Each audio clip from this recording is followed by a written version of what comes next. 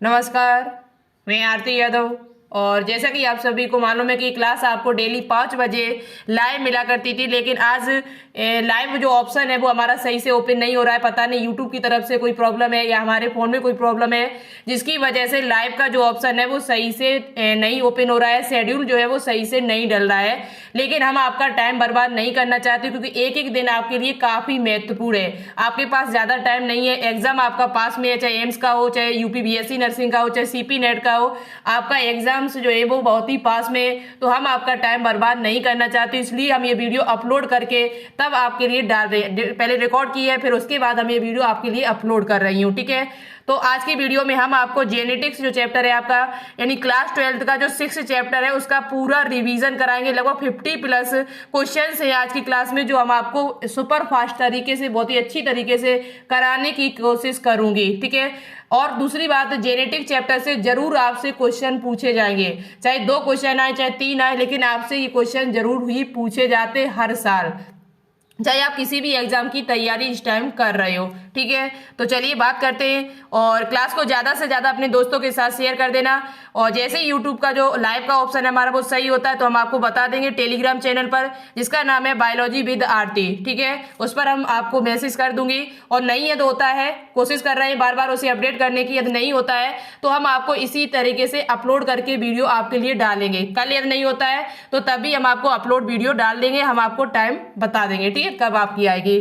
तो बात करते हैं क्वेश्चन नंबर 1 पे आज, कि डीएनए में 2 पॉलीन्यूक्लियोटाइड श्रृंखलाएं हैं। देखो, जो क्वेश्चन आपको पता हो तो अच्छी बात है, नहीं पता है तो उनको नोटबुक पे नोट डाउन जरूर करते हुए चलना है, क्योंकि ये जब तक आप नोटबुक पे नोट डाउन नहीं करेंगे तो आप रिवाइज कैसे करेंगे। तो ज्यादा से ज्यादा लिखने की कोशिश किया करो। ठीक है, तो बात करते हैं कि डीएनए में 2 पॉलीन्यूक्लियोटाइड, जो डीएनए आपका होता है उसमें 2 पॉली, एक न्यूक्लियोटाइड ये आपका, एक ये, वो किस प्रकार की श्रृंखला है, समानांतर है या प्रति समानांतर है या अर्ध संरक्षी या असतत है। तो हमेशा याद रखने, डीएनए में 2 पॉलीन्यूक्लियोटाइड जो श्रृंखलाएं होती है वो आपकी प्रति समांतर होती है। कैसी होती है? प्रति समांतर। तो एंटी पैरेलल होती है। तो राइट आंसर जो होगा वो ऑप्शन नंबर बी आपका राइट हो जाएगा। ठीक है, याद कर लेना, इंपॉर्टेंट क्वेश्चन है और पूछा जा चुका है आपसे। क्वेश्चन नंबर दूसरा है हमारा आज का, कि किस वैज्ञानिक ने प्रयोगात्मक रूप से सिद्ध किया था कि डीएनए जीवाणुभोजी यानी बैक्टीरियोफेज में एकमात्र आनुवंशिक पदार्थ है। डीएनए जो है वो जीवाणुभोजियों में एकमात्र आनुवंशिक पदार्थ है, यानी कि ये किसने सिद्ध कर दिया था कि डीएनए ही आपका आनुवंशिक पदार्थ है, जेनेटिक मटेरियल है। तो आपको पता है, सभी को हम पहले भी कई बार बता चुकी हूँ कि एक वैज्ञानिक थे जिनका नाम था हर्शे एवं चेज। हर्शे एवं चेज के द्वारा ये सिद्ध कर दिया गया था सर्वमान्य रूप से, ये तीसरा प्रयोग था डीएनए पर, सर्वमान्य रूप से सिद्ध कर दिया था कि डीएनए ही आपका आनुवंशिक पदार्थ होता है। आपको पता होगा कि डीएनए पर 3 प्रयोग किए गए थे। सबसे पहला जो प्रयोग किया था वो ग्रिफिथ ने किया था, रूपांतरण प्रयोग जिसे ट्रांसलेशन कहा जाता है। ठीक है, ग्रिफिथ के द्वारा एक प्रयोग किया गया था, उन्होंने भी सिद्ध नहीं कर पाया था सही से कि डीएनए ही आनुवंशिक पदार्थ होता है। दूसरा प्रयोग 3 वैज्ञानिकों के द्वारा किया गया था, एबेरी, मैक्लॉयड और मैककार्टी। एबेरी, मैक्लियोड और मैककार्टी, ये 3 वैज्ञानिकों के द्वारा भी डीएनए पर प्रयोग किया गया था, उन्होंने भी सिद्ध करके नहीं दिखा पाया था। और तीसरा प्रयोग जो आपका किया गया था वो हर्शे और चेज के द्वारा किया गया था, जिसमें सर्वमान्य रूप से सिद्ध कर दिया था कि डीएनए ही आपका आनुवंशिक पदार्थ होता है, यानी कि जेनेटिक मटेरियल होता है। कब किया, किसमें किया था? तो इन्होंने बैक्टीरियोफेज में ये प्रयोग किया था। पूछा जाए आपसे कि हर्शे एवं चेज ने ये प्रयोग किस पर किया था, तो इन्होंने बैक्टीरियोफेज यानी कि जीवाणुभोजी पर ये प्रयोग करके दिखाया था। ठीक है, बात आपको समझ में आ गई होगी कि डीएनए कैसा पदार्थ है, आनुवंशिक पदार्थ है। किसने सर्वमान्य रूप से सिद्ध कर दिया था? तो वो हर्शे एवं चेज ने। दूसरी बात, बीडल एवं टाइटेम ने क्या किया था? तो इन्होंने एक परिकल्पना दी थी जिसका नाम है एक जीन एक एंजाइम परिकल्पना। पूछा जाता है कि एक जीन एक एंजाइम परिकल्पना किसके द्वारा दी गई है? एक जीन जो होता है वो एक एंजाइम को ही कोडित करता है, ये परिकल्पना किसके द्वारा दी गई थी? तो ये परिकल्पना जो है वो बीडल एवं टाइटम के द्वारा दी गई थी। ठीक है, और दूसरी बात, यहाँ पर मेसल्स एवं स्टाइल ने क्या किया था, अभी आगे क्वेश्चन है हम आपको बताएंगे। ठीक है, जैकेब और मोनेट ने क्या किया था, ये मुझे कमेंट बॉक्स में आप बता देना। हम बता चुकी हूँ पहले आपसे, पहले जो हमने क्लास इसकी लगाई हुई थी तब वहाँ बताया था कि जैकेब और मोनेट के द्वारा क्या किया गया था, ये मुझे कमेंट बॉक्स में कमेंट करके आप मुझे बता देना। ठीक है, आगे देखिए, दूसरा क्वेश्चन है आपका है कि प्रतिकृति से पहले यानी रेप्लिकेशन से पहले डीएनए को खोल देने वाला एंजाइम को कहा जाता है। डीएनए को खोल देने वाला जो एंजाइम होता है उसे क्या कहा जाता है? DNA polymerase, DNA ligase, primase, helicase. तो देखो डीएनए को खोल देने वाला जो एंजाइम होता है उसका नाम है डीएनए हेलिकेज। डीएनए हेलिकेज नाम का जो एंजाइम होता है वो डीएनए को खोल देने का कार्य करता है। तो राइट आंसर जो आपका होगा वो ऑप्शन नंबर डी राइट हो जाएगा। क्या हो जाएगा? ऑप्शन नंबर जो डी होगा वो इस क्वेश्चन का राइट आंसर होगा। आपको पता है डीएनए लाइगेज का काम क्या होता है? तो डीएनए लाइगेज का काम होता है डीएनए को जोड़ने का कार्य, ये जोड़ने का कार्य करता है। डीएनए लाइगेज जो होता है वो किसका कार्य करता है? डीएनए को जोड़ने का कार्य करता है। ठीक है, तो राइट आंसर हो जाएगा ऑप्शन नंबर डी।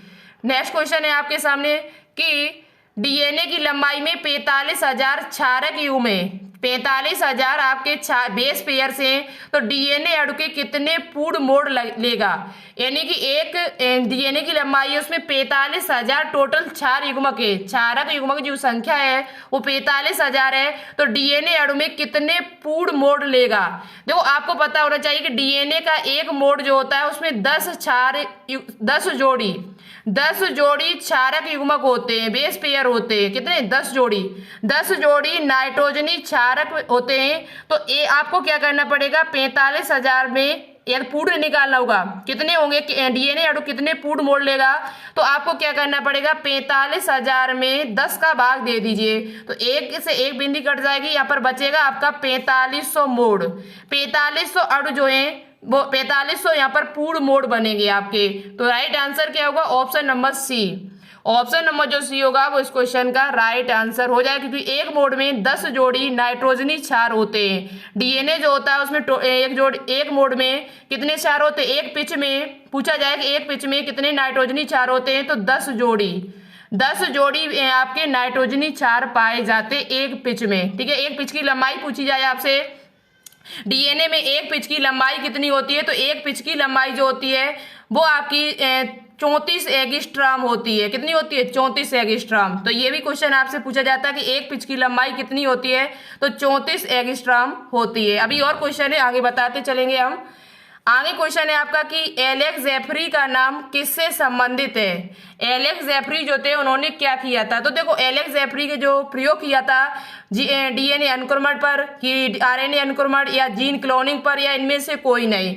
तो आप सभी को पहले से पता है कि एलेक्स जेफरी जो वैज्ञानिक थे उन्होंने एक प्रयोग इन्होंने किसके बारे में बताया था? तो इन्होंने डीएनए फिंगरप्रिंटिंग के बारे में बताया था। डीएनए फिंगरप्रिंटिंग जो आपका है उसके बारे में जो बताया हुआ था वो किसके द्वारा बताया गया था?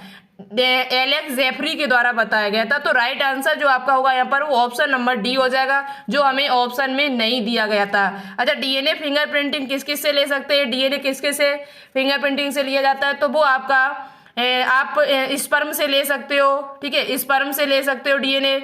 आप डीएनए फिंगरप्रिंटिंग के लिए आप अपनी सलाइवा यानी कि लार से ले सकते हो। ठीक है, बाल से ले सकते हो, बाल से डीएनए आप ले सकते हो, नाखून से ले सकते हो। किसे? नाखून से। इन सब से डीएनए फिंगरप्रिंटिंग के टाइम डीएनए किससे लिया जा सकता है? तो स्पर्म से, लार से, सलाइवा, बालों से, एयर से और नाखून से आप ले सकते हो। ठीक है, तो एलेक्स जेफरी ने किसके बारे में बताया था?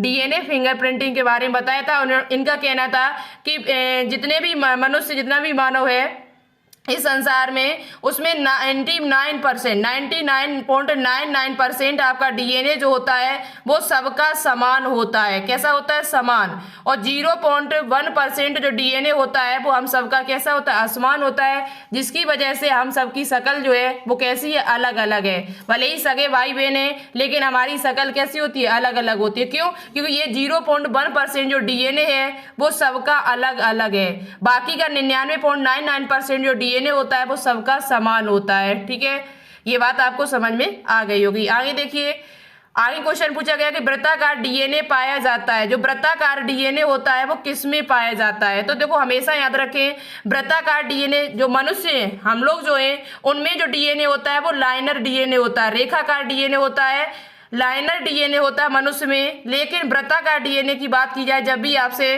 तो वृत्ताकार डीएनए जो होता है वो बैक्टीरिया में होता है, क्लोरोप्लास्ट में होता है, माइटोकॉन्ड्रिया में होता है। क्लोरोप्लास्ट और माइटोकॉन्ड्रिया ये दोनों ही कोशिका के अंदर पाए जाने वाले कोशिकांग हैं जिनमें खुद का डीएनए होता है। खुद का इनमें डीएनए पाया जाता है। वैसे डीएनए आपने कहाँ पढ़ा है? केंद्रक के अंदर।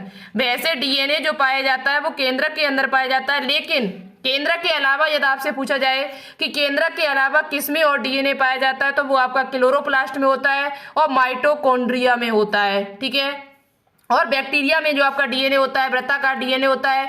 एक बात आपको और पता होनी चाहिए कि जो आपका वृत्ताकार डीएनए, जो जीवाणु जो होते हैं उनमें डीएनए जो प्रोकैरियोटिक कोशिका होती है तो उनका डीएनए जो होता है उसमें केंद्रक झिल्ली तो होती नहीं केंद्रक होता है, केंद्रक विकसित ही नहीं होता है प्रोकैरियोटिक कोशिकाओं में। तो इनका डीएनए जो होता है वो ऐसे ही कोशिका द्रव्य में फैला हुआ होता है, लेकिन उस डीएनए के अलावा कुछ डीएनए अलग से भी डला होता है जो वृत्ताकार होता है। तो इस डीएनए को क्या कहा जाता है? तो इस डीएनए को कहा जाता है प्लाज्मिड।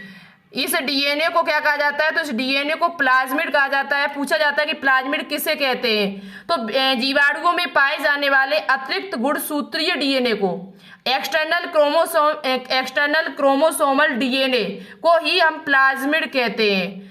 जीवाणु कोशिका में पाया जाने वाला अतिरिक्त जो गुणसूत्रीय डीएनए होता है उसे ही हम क्या कहते हैं? प्लाज्मिड कहते हैं। तो प्लाज्मिड भी आपसे पूछा जा सकता है, तो आप बता सकते हो कि डीएनए जीवाणु में पाया जाने वाला अतिरिक्त गुणसूत्रीय डीएनए, क्रोमोसोमल जो डीएनए होता है आपका, अतिरिक्त गुणसूत्रीय डीएनए जो होता है उसे ही क्या कहा जाता है? प्लाज्मिड कहा जाता है। क्या कहा जाता है? प्लाज्मिड। तो ये पॉइंट भी आप लोग याद कर लेना है। ठीक है, तो किस किस में होता है ये आपको पता चल चुका है। आप बात करते हैं क्वेश्चन आपसे इस प्रकार के पूछे जाते हैं जेनेटिक्स चैप्टर में, और हो सकता है कि आपको एग्जाम में देखने को मिल जाए, नीट में भी पूछे जाते हैं आपसे। यदि एक डीएनए अणु में 18% साइटोसिन है तो एडेनिन का परसेंटेज कितना होगा? आप सभी को मालूम है कि 4 ग्राफ का जो नियम है उसमें उन्होंने बताया हुआ है कि ए बराबर जो होता है वो टी होता है और सी बराबर जो होता है वो जी होता है। एडेनिन जो होता है वो थाइमिन के बराबर होता है और साइटोसिन जो होता है वो ग्वानिन के बराबर होता है। हमेशा याद रख लें ये किसका नियम है? तो ये नियम है आपका 4 ग्राफ का। 4 ग्राफ का नियम है कि उन्होंने बताया था कि एडेनिन जो होता है वो थाइमिन के बराबर होता है और साइटोसिन जो होता है वो ग्वानिन के बराबर होता है। तो इसमें क्या होगा? आपको मात्रा जो दी है वो 18% साइटोसिन की दी है, तो सी बराबर 18% है। तो अभी हमने आपको बताया था कि साइटोसिन जो होता है वो किसके बराबर होता है? ग्वानिन के बराबर। तो ये जब 18% होगा तो ये भी आपका 18% होगा। ठीक है, अब टोटल कितना हो जाएगा? तो टोटल आपका 36% हो जाएगा। 18 कितने हो जाएंगे? 36। और परसेंटेज जो होती है वो हमेशा किस में निकाली जाती है? 100 पे निकाली जाती है। एडेनिन की मात्रा आपसे पूछी गई है, एडेनिन की मात्रा जो है वो आपसे पूछी गई है। तो देखो कैसे निकालोगे? 36 टोटल हो गई है, तो आप क्या करिएगा? 100 में से 36 घटा दो। 100 में से 36 घटाओगे तो 64% बचेगा, 64। और 64 को यहाँ पर आधा कर दो इसका, तो 32% ये हो जाएगा और 32% आपका ये हो जाएगा। तो इसमें जो 64% है वो A+T पूरा है आपका। A+T जो है वो पूरा आपका कितना है? 64 का आधा आधा करोगे तो 32% आपका एडेनिन हो जाएगा और 32% ही आपका थाइमिन हो जाएगा। मात्रा किसकी पूछी गई थी? तो एडेनिन की पूछी गई।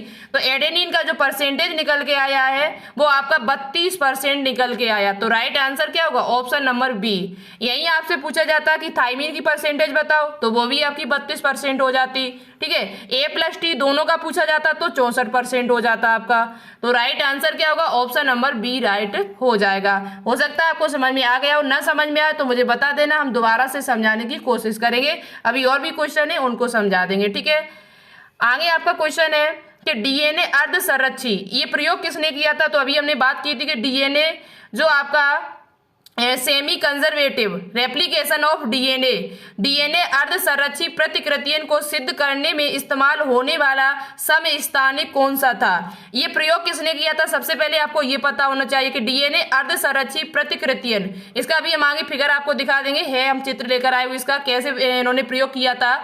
तो ये प्रयोग किसने किया था? तो ये प्रयोग सबसे पहले किया गया था मेसल्स एवं स्टाल के द्वारा। मेसल्स और स्टाल नाम के 2 वैज्ञानिक थे, इनके द्वारा मेसल्स और स्टाल नाम के 2 वैज्ञानिक थे जिनके द्वारा ये प्रयोग आपका किया गया था।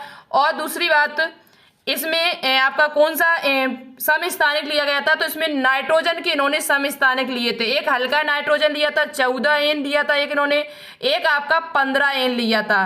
तो 14N जो था आपका वो हल्का नाइट्रोजन था, हल्का समस्थानिक 15N जो था वो भारी नाइट्रोजन था। तो इन्होंने 14N और 15N का प्रयोग किया था। किसने किया था, तो ये मेसल्स और स्टाल नाम के वैज्ञानिकों ने किया था। किसके लिए, डीएनए अर्ध संरचित रेप्लिकेशन के लिए। कैसे प्रयोग होता है ये अभी हम आपको आगे दिखा देंगे, लेकिन पूछा जाए कौन से समस्थानिक लिए गए थे, तो 14N और 15N। एन का मतलब है नाइट्रोजन। ठीक है, तो राइट आंसर क्या होगा, ऑप्शन नंबर ए। आगे आपसे क्वेश्चन पूछा गया है कि मानव में अलिंग सूत्री गुणसूत्रों की संख्या कितनी होती है। The number of autosomal chromosomes in the human being are, यानी आपसे समजात गुणसूत्रों की संख्या पूछी गई है। आपसे क्या पूछा गया, समजात गुणसूत्रों की संख्या आपसे पूछी गई है। तो समजात गुणसूत्रों की संख्या पूछी जाए, ध्यान सुनना मेरी बात को बहुत ही दिमाग लगा के। यदि संख्या आपसे पूछी जाए समजात गुणसूत्रों की तो आप कितनी बताओगे, 44। यदि ये पूछा जाता कितने जोड़ी है, तब आप आंसर देते 22 जोड़ी। ठीक है, तो यदि आपसे संख्या पूछी गई है तो राइट आंसर हमारा क्या होगा, 44 यहाँ पर होगा।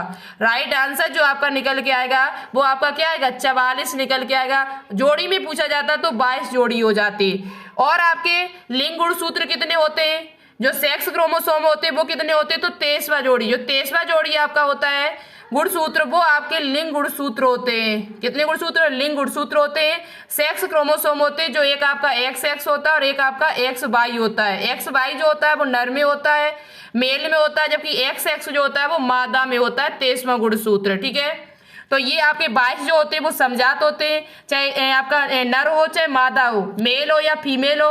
22 जोड़ी गुणसूत्र जो होते हैं वो सभी में समान होते हैं। 23वां जोड़ी जो गुणसूत्र होता है वो आपका अलग होता है।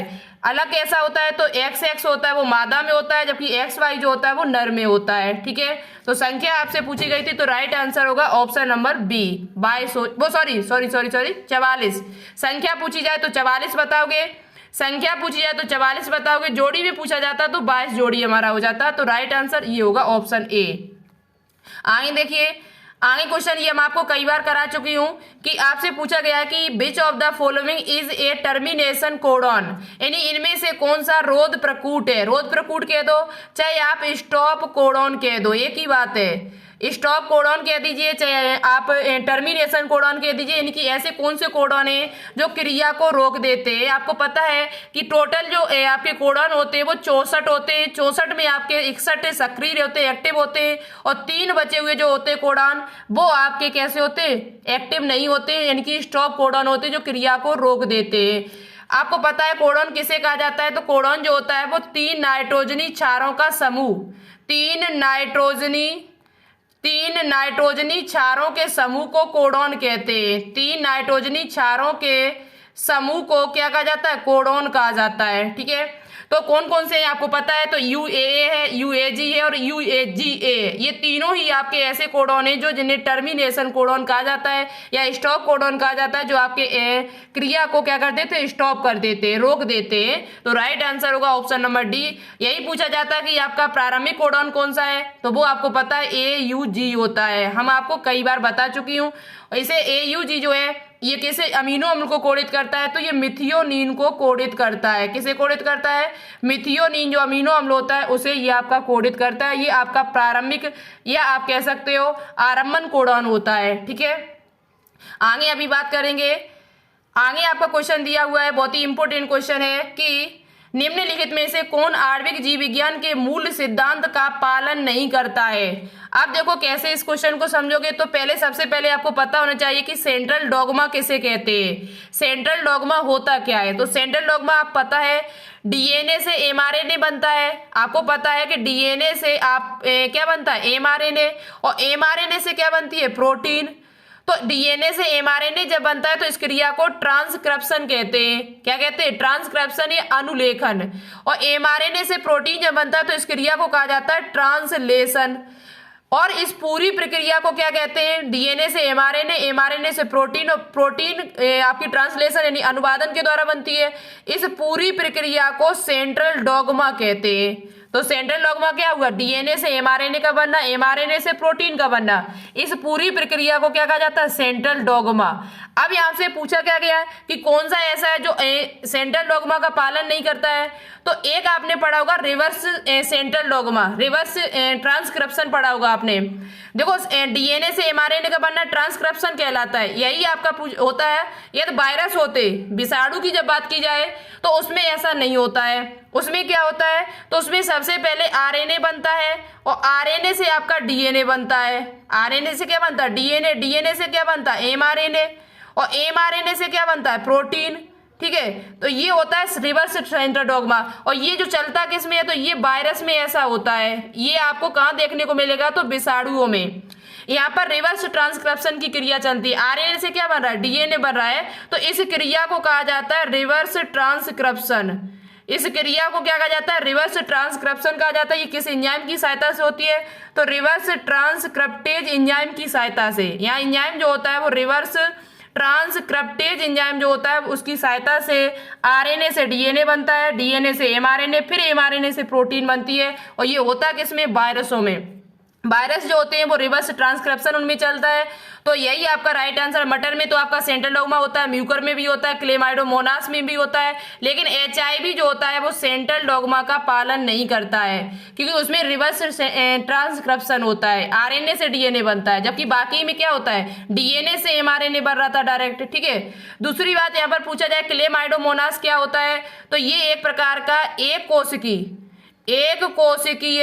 एक कोशिकीय आपका हरा शैवाल है, ग्रीन एल्गी है आपका। पूछा जाता है ये क्वेश्चन के, बताइए क्लेमाइडोमोनास क्या होता है, तो एक कोशिकीय होता है, यूनिसेलुलर होता है और हरा शैवाल होता है। ठीक है, म्यूकर क्या है, तो म्यूकर एक प्रकार का कवक है, काली फफूंदी जिसे कहा जाता है। म्यूकर जो है जिसे काली फफूंदी के नाम से भी जाना जाता है, किसके नाम से, काली फफूंदी के नाम से जाना जाता है, ब्लैक फंगस कहा जाता है। मटर का वैज्ञानिक नाम आपको पता होगा, पाइसम सैटाइवम। पाइसम सैटाइवम ये जो होता है वो मटर का वैज्ञानिक नाम होता है। तो राइट आंसर होगा एचआईवी। एचआईवी क्या होता है, तो जिसकी वजह से एडिस रोग आपका होता है। एचआईवी वायरस जो होता है ये टी लिम्फोसाइट को हमारे शरीर में बहुत ज्यादा इफेक्ट डालता जाके, टी लिम्फोसाइट को ये नष्ट कर देता जाके। तो एचआईवी वायरस की वजह से क्या होता है, एडिस रोग होता है। दूसरी बात, एचआईवी जो होता है उसमें सिंगल स्टैंड आरएनए होता है या डबल स्टैंड, ये मुझे कमेंट बॉक्स में कमेंट करके बताना आप सभी लोग। बहुत पहले हम बता चुकी हूँ, एचआईवी जो होता है उसमें सिंगल स्टैंड आरएनए होता है या डबल स्टैंड आरएनए होता है, ये मुझे कमेंट बॉक्स में कमेंट करके बता देना। ठीक है, इंतजार करेंगे आपके कमेंट का, और कौन सबसे पहले आंसर देता है ये भी देखेंगे। और सबसे अच्छा आपसे पूछा गया इनिटिएटर कोडॉन यानी प्रारंभिक कोडॉन क्या, ये सीपी नेट 2017 में क्वेश्चन पूछा जा चुका है। तो अभी बताया था प्रारंभिक कोडॉन आपका कौन सा होता है, AUG जो होता है वो आपका प्रारंभिक कोडॉन होता है, जो मिथियोनिन को कोडित करता है। जो यहाँ पर ऑप्शन में नहीं दिया हुआ है, तो ऑप्शन नंबर डी राइट हो जाएगा। ऑप्शन नंबर जो डी होगा वो इस क्वेश्चन का राइट आंसर होगा। AUG जो है वो आपका मिथियोनिन को कोडित करता है, और ये आपका राइट आंसर जो होगा वो क्या हो जाएगा, डी ऑप्शन हो जाएगा। ठीक है, वीडियो यदि अच्छी लग रही हो तो मेरे भाई बहनों दोस्तों इस वीडियो को अपने दोस्तों के साथ शेयर जरूर करना। बहुत ही मेहनत से ये वीडियो बना रही हूँ, बहुत ही गर्मी में बैठे हुए इस तब हम ये वीडियो आपके लिए बना रहे हैं। तो वीडियो को अपने दोस्तों के साथ शेयर जरूर कर देना, उनका भी भला होगा, इससे आपका भी भला होगा। जब आप किसी दूसरे का भला चाहते हो तभी आपका भला होता है। यदि आप ये चाहते हो कि हम उनसे शेयर करेंगे तो कंपटीशन बढ़ जाएगी हमारी, वो भी सीख जाएंगे, उनका भी सिलेक्शन हो जाएगा, ये सोच यदि आपके दिमाग में चल रही है तो गलत है। जब आप दूसरे का भला करेंगे तभी आपका भला होगा। ठीक है, तो वीडियो को एक बार शेयर जरूर कर देना अपने दोस्तों के साथ, और वीडियो अच्छी क्वेश्चन अच्छे लग रहे हो तो लाइक जरूर करिएगा। बहुत ही मेहनत से ये वीडियो बनाई जा रही है आज। वैसे ये लाइव क्लास चलाती है तो उतनी मेहनत नहीं लगती है बनाने में मुझे। क्वेश्चन है genes are made up of, यानी जीन से बने होते, जीन जो होते हैं वो किसके बने होते, तो आप सभी को पता है जीन जो होता है वो आनुवंशिक की इकाई कहा जाता है। जेनेटिक जो आपका है आनुवंशिक की इकाई किसे कहा जाता है, जेनेटिक्स की इकाई किसे कहा जाता है, जेनेटिक की यूनिट किसे कहा जाता है, यूनिट ओवर जेनेटिक, तो वो आपकी जीन को कहा जाता है। जीन से मिलके आपका क्या बनता है, जीन से ही मिलकर आपका डीएनए बनता है, और डीएनए और प्लस प्रोटीन जब मिल जाती है तो गुणसूत्र बनते हैं। डीएनए और प्रोटीन जब आपकी मिल जाती है तो क्या बनते हैं, गुणसूत्र का निर्माण यानी क्रोमोसोम का निर्माण होता है। तो आनुवंशिकी की इकाई क्या है, जीन है। आनुवंशिक की इकाई क्या है, जीन है। तो जीन जो होते हैं वो डीएनए का एक भाग होते हैं, डीएनए का एक पार्ट होते हैं। तो राइट आंसर क्या होगा, ऑप्शन नंबर बी। दूसरी बात, जीन शब्द किसने दिया हुआ था, तो जीन शब्द जो दिया हुआ था वो आपका जॉनसन नाम के वैज्ञानिक ने दिया था। ये भी क्वेश्चन आपसे पूछा जा चुका है। जोहानसन नाम के एक वैज्ञानिक थे जिन्होंने जीन शब्द दिया हुआ था।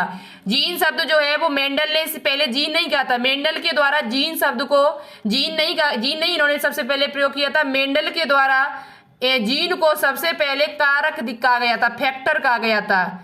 जीन को किस नाम से और जाना जाता है, तो जीन को मेंडल के द्वारा कारक शब्द यूज किया गया था। जब उन्होंने मर्डर पर प्रयोग किया था तो वहां जीन की जगह पर कारक शब्द यूज किया था, फैक्टर शब्द यूज किया था।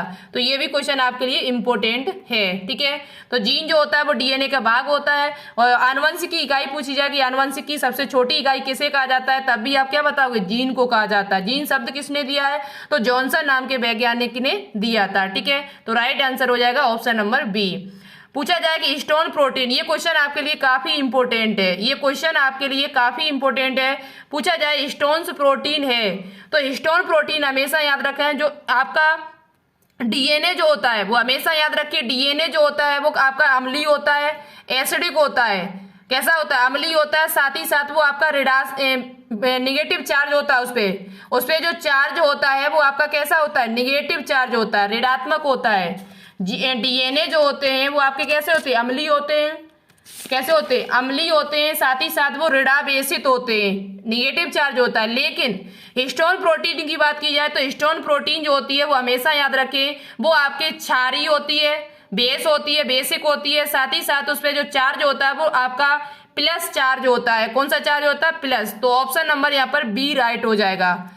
अम्लीय और ऋणावेशित पूछी जाती है तो ये आपका डीएनए हो जाता है। डीएनए जो होता है वो अम्लीय होता है, ऋणावेशित होता है, जबकि आपका हिस्टोन प्रोटीन जो होती है वो बेसिक यानी क्षारीय होती है, और साथ ही साथ उस पर चार्ज जो होता है वो पॉजिटिव होता है। आप सभी को पता है कि गुणसूत्र जो होते हैं वो काय के बने होते हैं, ये भी क्वेश्चन आपसे पूछा जाता है, क्रोमोसोम। तो DNA plus histone protein, DNA plus histone plus non histone protein से मिलके बने हुए होते हैं। लेकिन आप इतना ही याद कर लो, डीएनए और हिस्टोन प्रोटीन, जो गुणसूत्र आपके जो होते हैं वो डीएनए और हिस्टोन प्रोटीन से मिलके बने हुए होते हैं, ठीक है। तो आपका राइट आंसर क्या होगा, ऑप्शन नंबर बी हो जाएगा। बेसिक होते हैं, साथ ही साथ वो उसमें पॉजिटिव चार्ज होता है, जबकि डीएनए में आपका निगेटिव चार्ज होता है। तो ये आप पूछा जा सकता है, और पूछा गया क्वेश्चन है कि डीएनए ऋणावेशित होता है या धनावेशित होता है। तो डीएनए हमेशा याद रखें वो आपका ऋणावेशित होता है, ठीक है। क्वेश्चन है आगे, डीएनए से एमआरएनए का बनना क्या कहलाता है। अभी हमने थोड़ी देर पहले बताया था कि डीएनए से एमआरएनए का बनना आपका ट्रांसक्रिप्शन कहलाता है। डीएनए से एमआरएनए का बनना क्या कहलाता है, ट्रांसक्रिप्शन कहलाता है। और एमआरएनए से प्रोटीन का बनना, एमआरएनए से प्रोटीन का बनना क्या कहलाता है, तो वो आपका ट्रांसलेशन कहलाता है। और दूसरी बात, रिवर्स ट्रांसक्रिप्शन क्या होता है, तो आरएनए से डीएनए का बनना, आरएनए से डीएनए का बनना क्या कहलाता है, तो रिवर्स ट्रांसक्रिप्शन कहलाता है, जो आपका वायरस में होता है। ये आपको कहाँ देखने को मिलेगा, तो जो विषाणु होते हैं उनमें रिवर्स ट्रांसक्रिप्शन की क्रिया देखने को मिलती है, ठीक है। दूसरी बात, किस एंजाइम की सहायता से होती है, तो आरएनए से डीएनए जो बनता है वो रिवर्स ट्रांसक्रिप्टेज एंजाइम की सहायता से आरएनए से डीएनए का निर्माण होता है, और ये कहाँ होता है, वायरस में होता है। और दूसरी बात पूछा जाए कि डीएनए से डीएनए बनना क्या कहलाता है, डीएनए से डीएनए का बनना क्या कहलाता है, तो ये आपका रेप्लिकेशन कहलाता है। क्या कहलाता है, रेप्लिकेशन। देखो जो भी क्वेश्चन इससे संबंधित है, इंपॉर्टेंट है, वो हम सब कवर करते हुए चल रहे हैं, यानी एक तरीके से आपका पूरा रिवीजन हो रहा है। यहाँ पर आपको समझ में भी आ रहा होगा, और रिवीजन आपका फुल हो रहा है यहाँ पर। तो ये सबसे अच्छी बात है, जब रिवीजन आपका फुल हो जाएगा तो क्वेश्चन आपके एग्जाम में गलत नहीं होंगे। और पढ़ोगे, जितना ज्यादा पढ़ोगे, जितना ज्यादा मेहनत करोगे, वही मेहनत आपकी रंग आपके एग्जाम में लाएगी। आपने जितनी ज़्यादा मेहनत की होगी उतने ही नंबर आपके एग्जाम में आएंगे। तो ज़्यादा से ज़्यादा मेहनत करो, अच्छे से पढ़ो। और आपके पास वैसे भी ज़्यादा टाइम नहीं है, 1 महीना बचा हुआ है, जो कुछ आपके पास बचा हुआ है इसी में आपको जी जान लगाना है। लगभग 7-8 घंटे तो आपको पढ़ने ही है, कम से कम 8-9 घंटे कम से कम पढ़ने, तभी आप इस एग्ज़ाम को निकाल पाओगे, ठीक है।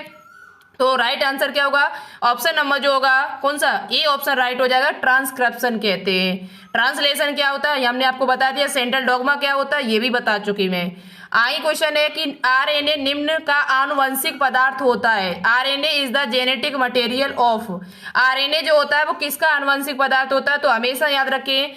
वैसे तो आपका जो जंतु जो होते हैं उनमें अधिकांश में डीएनए आनुवंशिक पदार्थ होता है। क्या होता है, डीएनए। लेकिन वायरस जो आपके होते हैं, वायरस जो आपका होता है उसमें आनुवंशिक पदार्थ जो होता है वो आरएनए भी हो सकता है और आपका डीएनए भी हो सकता है। आरएनए या डीएनए, आरएनए और डीएनए दोनों लिखा है तब ऑप्शन टिक नहीं करना है कहीं भी। यदि आपका कहीं लिखा है आरएनए या डीएनए तो यही ऑप्शन आपका राइट होगा, हमेशा याद रखें। वायरस में क्या पाया जाता है, तो क्या तो उसमें आरएनए होगा, क्या इसमें डीएनए होगा, दोनों नहीं हो सकते, इस बात को ध्यान रखना।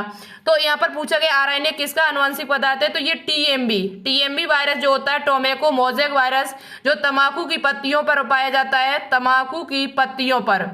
ये जो टीएमबी वायरस है इसी में आपका क्या होता है, ये आरएनए जो होता है वो आनुवंशिक पदार्थ होता है। आप मुझे कमेंट बॉक्स में कमेंट करके बताना इसमें सिंगल स्ट्रैंड आरएनए होता है या डबल स्ट्रैंड आरएनए होता है, ये मुझे कमेंट बॉक्स में कमेंट करके बता देना, क्योंकि हम बता चुकी हूँ कई बार। ठीक है, देखिए कौन कौन इस क्वेश्चन का आंसर देता है। जो भी हम क्वेश्चन बताते जा रहे हैं, पूछ रहे हैं आपसे, उन सभी का आंसर मेरे पास आना चाहिए, तभी हम जाने कि आप तैयारी कर रहे हो। ठीक है, और देखते हैं किसका इसका आंसर आता, हम आपके कमेंट का इंतजार करेंगे। तो राइट आंसर होगा ऑप्शन नंबर सी। बात करते हैं क्वेश्चन एक और आपका उसी तरीके से जो अभी हमने पीछे समझाया हुआ था कि यदि द्विरज्जु की डीएनए में 20% साइटोसिन है, इसमें एडेनिन का प्रतिशत कितना होगा। अब ये हमने आपको बताया था, चार ग्राफ का कहना है कि ए बराबर टी होता है और जी बराबर क्या होता है, सी होता है। एक बात और यहाँ याद कर लो, एडेनिन और थायमिन की जगह बीच में कितने हाइड्रोजन बॉन्ड होते हैं। एडेनिन जो होता है आपको पता है, एडेनिन जो होता है वो थायमिन से जुड़ता है, इस प्रकार से हाइड्रोजन बॉन्ड लगे होते हैं डीएनए में, तो हाइड्रोजन बॉन्ड के द्वारा ये जुड़े होते हैं नाइट्रोजनी क्षार। तो ये क्वेश्चन भी आपसे पूछा जा सकता है कि एडेनिन और थायमिन के बीच में कितने हाइड्रोजन बॉन्ड होते हैं। तो एडेनिन और थायमिन के बीच में 2 हाइड्रोजन बॉन्ड होते हैं, जबकि ग्वानिन और साइटोसिन के बीच में आपके 3 हाइड्रोजन बॉन्ड होते हैं। तो पूछा जाए आपसे कि नाइट्रोजनी क्षार किस बॉन्ड के द्वारा जुड़े होते हैं, किस बंध के द्वारा जुड़े होते हैं, तो वो आपके हाइड्रोजन बंध के द्वारा जुड़े होते हैं। ठीक है, किसके द्वारा, हाइड्रोजन बॉन्ड के द्वारा। तो देखिएगा इसमें हम आपको बता देती हूँ कि एडेनिन आप पूछा गया साइटोसिन की मात्रा आपको 20% दी हुई है और एडेनिन की मात्रा आपसे पूछी गई है। तो आपको पता है सी जितना होगा उतना ही आपका जी होगा, तो 20% ये है तो 20 ही ये होगा। तो 20 और 20 जब दोनों को ऐड करेंगे तो 40% आपका टोटल ये हो जाएगा। कितना, साइटोसिन और ग्वानिन जो है वो आपका टोटल कितना है, 40%। अब आपको परसेंटेज पता है 100 पे निकाली जाती है, तो 100 में से आपको 40 घटा देना है। 100 में से जब हम 40 घटाएंगे तो हमारा कितना आ जाएगा, 60%। 60% ये क्या है, तो एडेनिन भी है 60% इसमें, एडेनिन और थायमिन दोनों ही आपकी 60% निकल के आई हैं। अब ये होते आधे आधे, जितना एडेनिन होगा उतना ही आपका थायमिन होगा। तो एडेनिन और थायमिन की जो मात्रा निकल के आएगी, ए बराबर आपका 60 है तो 60 का बटे 2 करेंगे तो 30-30 आ जाएगा। क्या आ जाएगा, 30-30। तो यहाँ पर एडेनिन जो आपका होगा वो कितना परसेंट होगा, 30%, और थायमिन जो आपका होगा वो भी कितना होगा, 30% होगा। तो राइट आंसर जो आपका निकल के आएगा वो कितना आ जाएगा, 30% निकल के आएगा। पूछा क्या गया था, एडेनिन की मात्रा पूछी गई थी, तो एडेनिन जो आपका होगा वो 30% होगा। पूछा जाता थायमिन कितना होगा, तब भी वो 30% होता है। पूछा जाए ग्वानिन कितना हो जाएगा, तो ग्वानिन आपका 20% होगा, क्योंकि जो साइटोसिन की मात्रा होगी वही आपकी ग्वानिन की मात्रा होगी। ठीक है, तो राइट आंसर क्या होगा, 30 हो जाएगा। यहाँ पर कितना हो जाएगा, 30। अब आपको समझ में आ गया होगा, हो सकता है कि आपको इस प्रकार के क्वेश्चन यदि एग्जाम में मिल जाएं तो आप सही करके आएंगे। एक क्वेश्चन है आपका कि यदि डीएनए के एक रज्जुक में in the sequence of basis in one strand of DNA is ATGCA then what will be the sequence of basis on the complementary strand। यानी कि संपूरक रज्जुक, एक डीएनए में ये कोडॉन आपको दिए गए, उसके संपूरक उसके सामने वाले, यानी एक तरफ के आपको डीएनए का नाइट्रोजनी क्षार दिया हुआ है और दूसरी तरफ से आपका पूछा गया उसके संपूरक, उसके सामने वाला जो नाइट्रोजनी क्षार होगा उसमें क्या होगा। तो आपको पता है पहले से कि डीएनए जब पूछा जाए, डीएनए में जब आपसे पूछा जाएगा तो उसका संपूरक आपको पता है कि ए बराबर क्या होता है, टी होगा। तो ए के सामने टी लिखा होगा और जी के सामने हमेशा याद रखिए सी लिखा होगा। इसमें यहाँ पर नाइट्रोजनी चार्ज जब डीएनए के निकालेंगे तो ए के बराबर टी लिखा होगा और जी के बराबर सी लिखा होगा। लेकिन आरएनए का पूछा जाएगा तो आरएनए में हमेशा याद रखिए थाइमीन की जगह पर वहां पर यूरेसिल पाया जाता है। तो थाइमीन आरएनए में आपका चेंज हो जाएगा, जहां थाइमीन लिखा होगा वहां पर आपका क्या आ जाएगा, यूरेसिल आ जाएगा। तो वहां पर आप चेंज करके देख सकते हो। लेकिन मुझे पूछा किसका गया, डीएनए का ही पूछा गया है। तो डीएनए में जब भी पूछा जाएगा तो इसका कोड जो निकल के आएगा संपूरक कोड रज्जुक में, वो आपका क्या निकल के आएगा, ए बराबर क्या हो जाएगा टी, और टी बराबर क्या हो जाएगा ए, जी बराबर क्या हो जाएगा सी, सी बराबर हो जाएगा जी, और ए बराबर क्या हो जाएगा टी, टी बराबर ए, और जी बराबर सी, और सी बराबर क्या हो जाएगा जी, और ए बराबर टी। अब आपको देखना होगा कि जहां शुरुआत में भी टी होनी चाहिए और लास्ट में भी टी होनी चाहिए, तो वो आपका इसमें भी नहीं है, इसमें भी नहीं, इसमें भी नहीं, बचा कौन सा, ऑप्शन नंबर सी। टी यहाँ पर भी दिया, टी यहाँ पर भी दिया, यही आपका राइट आंसर है। और आप देख सकते हो यही निकल T A C G T, और यही आपका निकल के आया हुआ है। तो ये जब भी आपसे डीएनए का पूछा जाए तो आप बहुत आराम से निकाल सकते हो उसका संपूरक, क्योंकि ए बराबर टी है और जी बराबर सी है। लेकिन जब भी आपसे आरएनए में पूछा जाए, डीएनए का दिया हो आरएनए का पूछा जाए, आरएनए में क्या होगा, तो वहां पर हमेशा याद रखना थाइमीन की जगह पर यूरेसिल हो जाता है। थाइमीन की जगह पर आपका क्या हो जाएगा, यूरेसिल हो जाएगा। तो जहां थाइमीन है वहां पर आपको यूरेसिल रख देना है, ठीक है, और आपका हो जाएगा। समझ में आया? ऑप्शन नंबर क्या हो जाएगा, सी राइट हो जाएगा। एक क्वेश्चन आपसे पूछा जाएगा, यहाँ पर आपके एनसीईआरटी बुक में भी दिया हुआ है। एक इस प्रकार से आपको चित्र दिया जाएगा, उस चित्र में आपसे पूछा गया कि ए क्या है, यहाँ पर ये जो आपको गोला सा दिख रहा है, ये अंडाकार, ये ए क्या है आपकी, और ये सी, ये जो आपको दिख रहा है ये क्या, सी क्या है यहाँ पर, सी का अर्थ क्या है, और बी का अर्थ क्या है यहाँ पर, बी का मीन्स क्या यहाँ पर है। तो यहाँ पर आपसे पूछा गया तो हम आपको बता देते हैं, जो आपका ये गोलाकार दिया हुआ है इसे कहा जाता है स्टोन अष्टक, स्टोन ऑक्टोमर। जो आपका गोलाकार दिया हुआ है, ये जो दिया हुआ है इसे स्टोन ऑक्टोमर कहा जाता है। क्या कहा जाता है, स्टोन ऑक्टोमर। क्यों ऑक्टोमर क्यों कहा जाता है, तो इसमें 8 यानी कि 8 प्रोटीन पाए जाते हैं, 8 प्रकार की प्रोटीन पाई जाती है। इसमें 5 प्रकार की तो होती है, लेकिन उसकी दुगनी यानी 8 प्रोटीन की जो संख्या होती है वो 5 प्रकार की होती है। 5 प्रकार की इसमें टोटल प्रोटीन होती है यहाँ पर। और 5 प्रकार में कौन कौन सी होती है तो आपको पता होना चाहिए। H1 होता है, H1 के बाद आपका एक H2A होता है प्रोटीन, एक आपकी H2B होती है, और एक आपकी H3 प्रोटीन होती है, एक आपकी H4 होती है। तो H1 जो होता है वो सिंगल होता है, जो यहाँ पर ये दिया हुआ है सी में, जो आपको ये प्रोटीन दिख रही होगी, ये सी जो ऑप्शन सी लिखा हुआ है जहाँ पर, ये H1 प्रोटीन लगी हुई है। बाकी के अंदर जो आपका गोला सा जो आपको दिखाई दे रहा है, इसके अंदर आपको ये 4 प्रोटीन देखने को मिलेंगी, और 4 की दुगनी कर दो, दोनों तरफ होगी, अंदर है उसमें, तो आपको 8 तो नहीं दिखाई देंगी, लेकिन 4 आपको सामने दिखाई दे जाएगी, सामने वाली। तो 4 4 8 प्रोटीन इसमें होती है, 8 का समूह होता है प्रोटीन का, इसलिए इसे ऑक्टोमर कहा जाता है, ठीक है। दूसरी बात है तो ये आपका क्या हो गया, स्टोन अष्टक हो गया।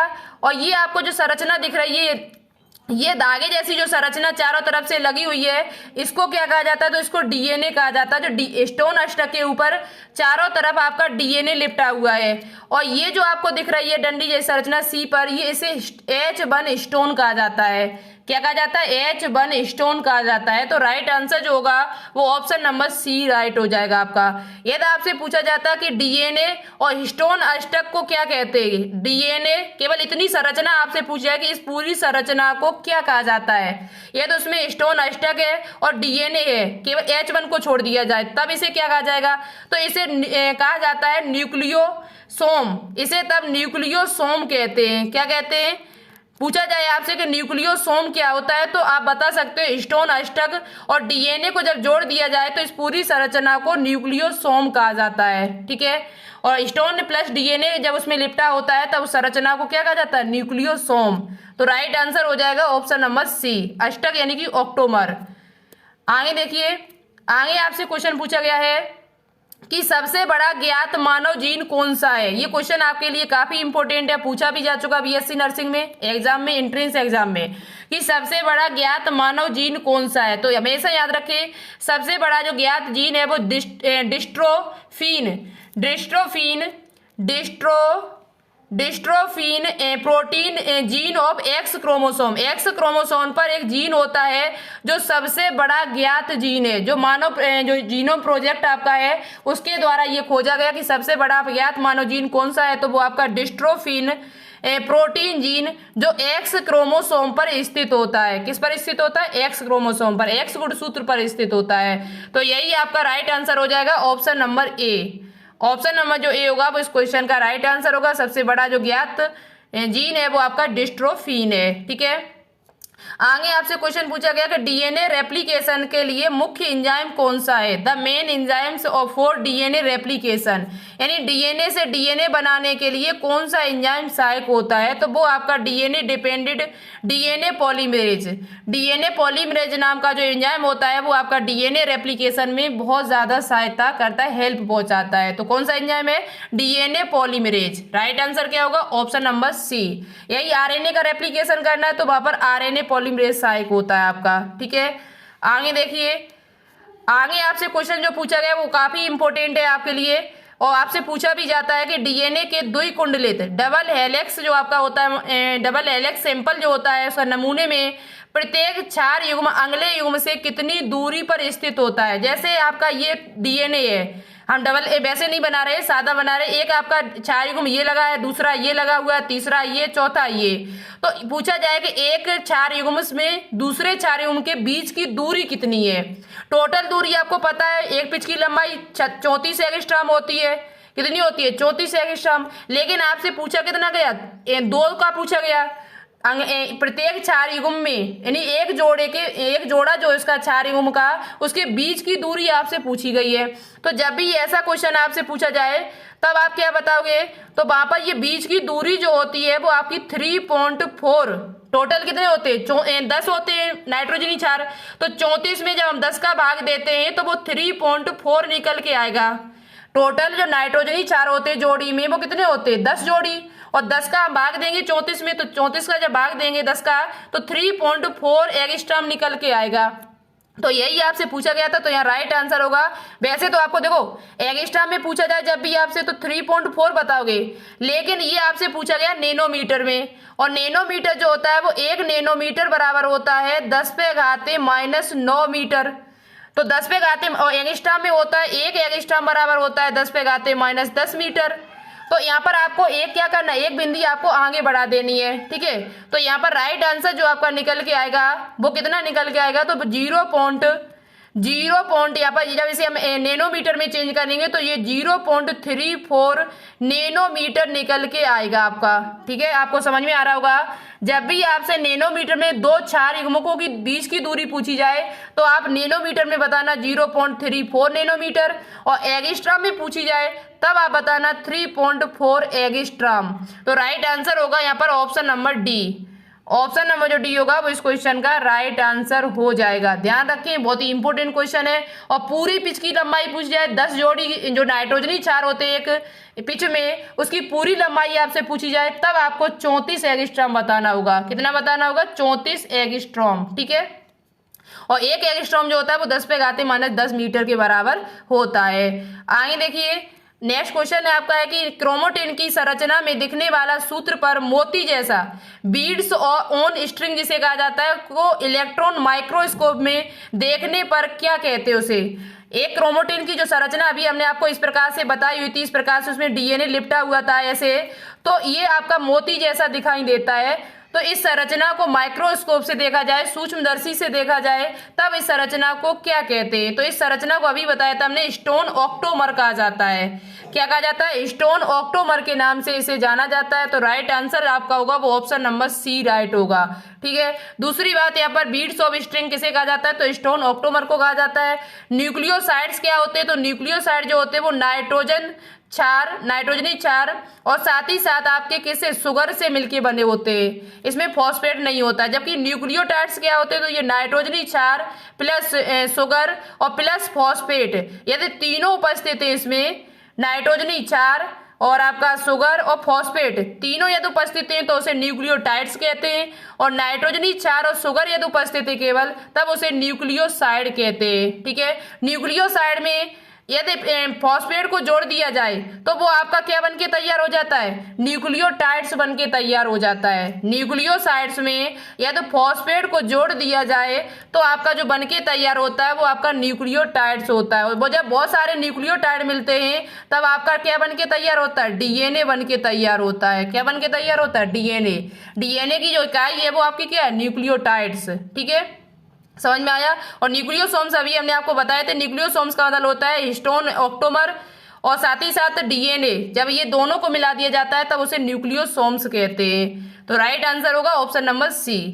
आगे क्वेश्चन पूछा गया है कि एक डीएनए रज्जुक में न्यूक्लियोटाइड्स एक दूसरे से किसके द्वारा जुड़े होते हैं। तो एक डीएनए रज्जुक में न्यूक्लियोटाइड्स जो होते हैं एक न्यूक्लियोटाइड से दूसरे न्यूक्लियोटाइड से कैसे जुड़ेंगे, तो वो फास्फोडाइस्टर बंध के द्वारा जुड़े होते हैं। एक न्यूक्लियोटाइड ये आपका जैसे एक न्यूक्लियोटाइड आपको पता है जो डीएनए होता है वो पेंटो शर्करा उसमें होती है, 5 कार्बन पाए जाते हैं। तो पेंटो शर्करा यानी कि 1 2 3 4 और एक आपका 5, इस प्रकार से 5 कार्बन होते हैं। इसमें कितने कार्बन होते हैं, 5।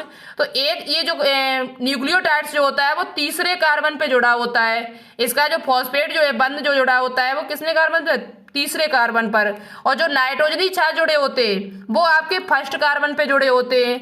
नाइट्रोजनी जो क्षार जुड़े होते हैं वो किस कार्बन पे जुड़े होते हैं, आपके वो फर्स्ट कार्बन पे जुड़े होते हैं। वो किस बंध के द्वारा जुड़े होते हैं ये आपसे पूछा जाए तो ग्लाइकोसिडिक बंध के द्वारा जुड़े होते हैं। नाइट्रोजनी क्षार जो आपके हैं एडेनिन, गुआनिन, साइटोसिन, ये किस बंध के द्वारा जुड़े होते हैं, फर्स्ट कार्बन पर, तो वो ग्लाइकोसिडिक बंध के द्वारा जुड़े होते हैं। और पूछा जाए न्यूक्लियोटाइड्स कैसे जुड़ते हैं, एक न्यूक्लियोटाइड दूसरे न्यूक्लियोटाइड से कैसे जुड़े होते हैं, तो वो आपके फास्फोडाइस्टर बंध के द्वारा जुड़े होते हैं। किसके द्वारा, फास्फोडाइस्टर बॉन्ड के द्वारा। प्रोटीन और प्रोटीन के बीच में कौन सा बंध पाया जाता है, तो प्रोटीन को जोड़ने के लिए आपका पेप्टाइड बंध होता है। प्रोटीन जो होता है वो किस बंध के द्वारा जुड़े होता है, तो प्रोटीन के बीच जो बंध होता है वो पेप्टाइड होता है। हाइड्रोजन बॉन्ड का होता है तो नाइट्रोजनी क्षार के बीच में होता है। नाइट्रोजनी जो क्षार होते हैं बेस होते हैं आपके 4। एक नाइट्रोजनी क्षार जो जैसे एडेनिन, थाइमिन से जुड़ेगा तो हाइड्रोजन बॉन्ड के द्वारा जुड़ेगा। गुआनिन जैसे साइटोसिन से जुड़ेगा तो वो भी हाइड्रोजन बॉन्ड के द्वारा जुड़ेगा, कितने से, 3 से। और एडेनिन थाइमिन से जुड़ेगा तो 2 हाइड्रोजन बॉन्ड के द्वारा जुड़ेगा। ठीक है, तो इस प्रकार से आप याद कर सकते हो। तो ग्लाइकोसिडिक बंध से क्या जुड़ा होता है, नाइट्रोजनी क्षार, वो भी किससे, पेंटो शर्करा के फर्स्ट कार्बन से। तो राइट आंसर होगा ऑप्शन नंबर बी। और जो न्यूक्लियोटाइड्स जुड़े होते हैं वो तीसरे कार्बन से जुड़े होते हैं। ठीक है, आगे क्वेश्चन पूछा गया है आपसे कि डीएनए केंद्रक में उपस्थित एक अम्लीय पदार्थ के रूप में पहली बार डॉट डॉट द्वारा सन 1869 में पहचाना गया, उन्होंने इसे नाम दिया था। किसने 1869 में अम्लीय पदार्थ को पहचाना था और उसे क्या नाम दिया था, ये आपसे पूछा गया। डीएनए केंद्रक में, डीएनए केंद्रक में उपस्थित एक अम्लीय पदार्थ था, डीएनए को यानी केंद्रक में देखा था तो सबसे पहले इसे क्या कहा था, तो 1869 में पहचाना गया था। इसे मिश्चर ने देखा था और इसे न्यूक्लियन नाम दिया था। जो डीएनए था उसे सबसे पहले इन्होंने क्या नाम दिया था, उस अम्लीय पदार्थ को इन्होंने मिश्चर नाम के वैज्ञानिक ने उसे क्या दिया था, न्यूक्लियन नाम दिया था। ठीक है, दूसरी बात यहाँ पर पूछा जाए वाटसन एवं न्यूक्लियन नहीं है, यहाँ पर चारगाफ न्यूक्लियन नहीं कहा था, चारगाफ ने नहीं कहा था बल्कि मिश्चर ने न्यूक्लियन कहा था। जो न्यूक्लियन शब्द जो दिया हुआ है डीएनए को वो किसने दिया था, मिश्चर ने दिया था। कब दिया था, तो 1869 ईस्वी में। ठीक है, तो राइट आंसर होगा ऑप्शन नंबर ए। आइए देखिए, आइए क्वेश्चन पूछा गया आपसे, बहुत ही इंपॉर्टेंट क्वेश्चन है, काफी महत्वपूर्ण क्वेश्चन है आपके लिए। क्वेश्चन है हमारा कि किसके प्रयोग के द्वारा डीएनए ज्ञात हुए तथा यह पता चला कि आनुवंशिक कोड त्रिक कोड होते हैं। आनुवंशिक कोड जो होते हैं वो हमेशा ट्रिपलेट होते हैं। कैसे होते हैं, ट्रिपलेट, त्रिक कोड होते हैं। ट्रिपल कोड यानी 3 के नाइट्रोजनी जो क्षार होते हैं वो 3 के समूह में चलते हैं। जैसे आपका AUG है तो कितने नाइट्रोजनी क्षार इसमें, 3, 1 2 3। तो हमेशा ये याद रखिए जो कोडॉन होते हैं, आनुवंशिक कोड होते हैं वो हमेशा 3 के समूह में होते हैं। कितने के समूह में, 3 के। तो ऐसा किसने चेक किया था, तो ऐसा नीरेनबर्ग और मिथाई के द्वारा चेक देखा गया था। किसके प्रयोग से द्वारा पता चला है कि जो आनुवंशिक कोड होते हैं वो त्रिक कोड होते हैं, तो वो नीरेनबर्ग और मिथाई के द्वारा पता चला हुआ था। हर्शे और चेज ने आपको पता क्या किया था, डीएनए को सर्वमान्य रूप से सिद्ध कर दिया था कि यही आपका आनुवंशिक पदार्थ होता है। मॉर्गन तथा उनके साथियों मॉर्गन, TH मॉर्गन ने आपका सैलंगता शब्द दिया था, सैलंगता के बारे में बताया हुआ था, लिंकेज के बारे में। और बीडल एवं टाइटन में क्या किया था, तो एक जीन एक एंजाइम परिकल्पना दी थी इन्होंने। एक जीन एक एंजाइम परिकल्पना जो दी हुई थी वो किसके द्वारा दी गई थी, बीडल एवं टाइटन के द्वारा दी गई थी। आगे देखिए क्वेश्चन क्या है, आगे आपसे क्वेश्चन पूछा गया कि आरएनए की किस रूप में क्लोवर लीफ के समान संरचना होती है। एक पत्ती होती है क्लोवर, उसके समान संरचना किसमें पाई जाती है, तो ये आपकी टीआरएनए की होती है। टीआरएनए की जो संरचना होती है वो क्लोवर लीफ के समान होती है। तो राइट आंसर जो होगा वो ऑप्शन नंबर ए राइट हो जाएगा। ठीक है, आगे देखिएगा, आगे क्वेश्चन है आपका, आगे आपका क्वेश्चन है आगे कि बीडल एवं टाइटन ने न्यूरोस्पोरा क्रेसा पर किया गया महत्वपूर्ण प्रयोग सिद्ध करता है। अभी हमने थोड़ी देर पहले भी बताया था कि बीडल एवं टाइटन ने एक न्यूरोस्पोरा नाम के कवक पर इन्होंने प्रयोग किया था, जिसमें इन्होंने बताया था कि एक एंजाइम जो है वो एक जीन को उत्पन्न करता है। तो एक एंजाइम द्वारा अनेक जीन उत्पन्न होते हैं, नहीं।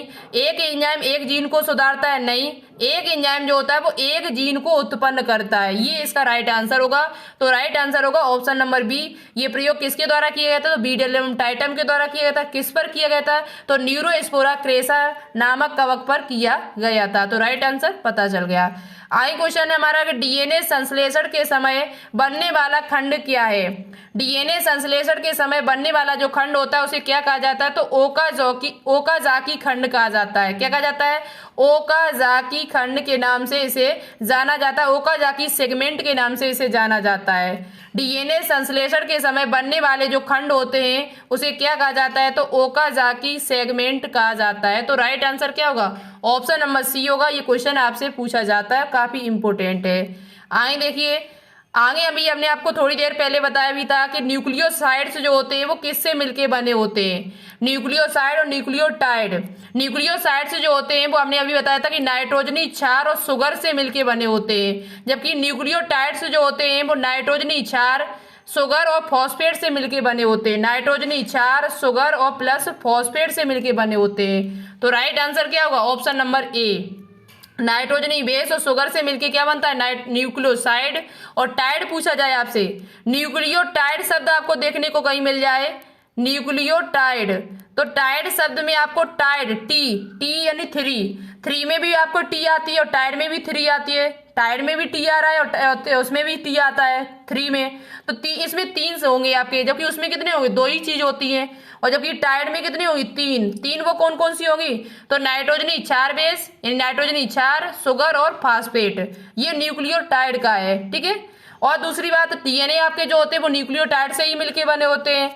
पूछा जाए आपसे कि डीएनए का जो बैकबोन होता है, डीएनए का जो बैकबोन, ये जो चीज होती है ये किसकी बनी होती है, क्वेश्चन आपसे पूछा जाता है कि डीएनए का जो बैकबोन है, डीएनए का जो बैकबोन होता है वो किससे मिलके बना होता है। तो ये हमेशा याद रखें, डीएनए का बैकबोन जो होता है वो आपका बीच में तो नाइट्रोजनी क्षार होते हैं, बीच में आपके क्या होते हैं, नाइट्रोजनी क्षार, तो इसका बैकबोन जो होता है वो फॉस्फेट और सुगर से मिलके बना होता है।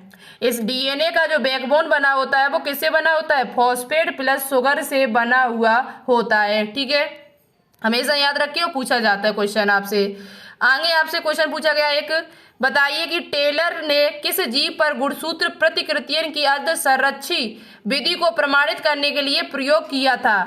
एक वैज्ञानिक थे, अभी हमने शुरुआत में बताए थे, मैसल्स और स्टाल। मैसल्स और स्टाल ने भी प्रयोग किया था, उन्होंने डीएनए अर्धसंरक्षी पर। लेकिन उसके बाद एक वैज्ञानिक और आए थे टेलर नाम के, उन्होंने भी प्रयोग किया था रेप्लिकेशन पर। तो इन्होंने किस पर प्रयोग किया था, कंजर्वेटिव मेथड, जो कंजर्वेटिव मेथड ऑफ क्रोमोसोम के बारे में जो रेप्लिकेशन बताया था वो किस वैज्ञानिक के द्वारा बताया गया था, semi conservative method of chromosome replication. तो इन्होंने जो प्रयोग किया था वो एक पादप था जिसका नाम था बिसिया फावा। बिसिया फावा नाम का एक पादप था जिन पर किसने प्रयोग किया था, जिसने टेलर नाम के वैज्ञानिक थे, जिन्होंने रेप्लिकेशन यानी सेमी कंजर्वेटिव जब प्रयोग था वो इन्होंने करके दिखाया हुआ था। किसने, बिसिया फावा नाम के पादप पर। वो कैसा पादप होता है, तो पादप की संरचना जो है वो कुछ इस प्रकार से है, जैसे सेम का बीज होता है, जैसे आपने सेम का बीज देखा होगा उसी के आकार का होता है ये। ठीक है, उसी के जैसा इसका बीज होता है, किसका, बिसिया फावा का। तो आगे देखिए, आगे आपसे क्वेश्चन पूछा गया कि कॉलम 1 को कॉलम 2 से मिलान करो, नीचे लिखे हुए कोड को बताइए। तो देखो यहाँ पर हम आपको कोड मिला के दिखा देते हैं, आपको लगाना होगा और इसमें कोड बताना होगा कौन सा कोड होगा। तो देखो अभी बताया था कि एफ मिस्चर, जो मिस्चर नाम के वैज्ञानिक थे, उन्होंने न्यूक्लियन शब्द दिया है, तो 2 हो जाएगा आपका। और 2 आपका कहीं भी नहीं दिया हुआ है, ना यहाँ दिया हुआ है ना ही यहाँ दिया हुआ है, तो पहली बात तो ऑप्शन नंबर बी राइट हो जाएगा। लेकिन आपको 3 ऑप्शन नहीं दिए जाएंगे एग्जाम में, आपको अलग अलग तरीके से 4 ऑप्शन दिए जाएंगे, जिसमें आप अपने आप कंफ्यूज भी हो सकते हो। तो यहाँ पर राइट आंसर तो वैसे बी हो जाएगा कोड में। अब हम आपको मिला के दिखा देते हैं, आप मिला दे, आप कहीं नोट डाउन कर लेना और याद कर लेना अच्छी तरीके से, ठीक है। तो एफ मिशन ने न्यूक्लियन शब्द दिया था, जो 1869 में दिया था।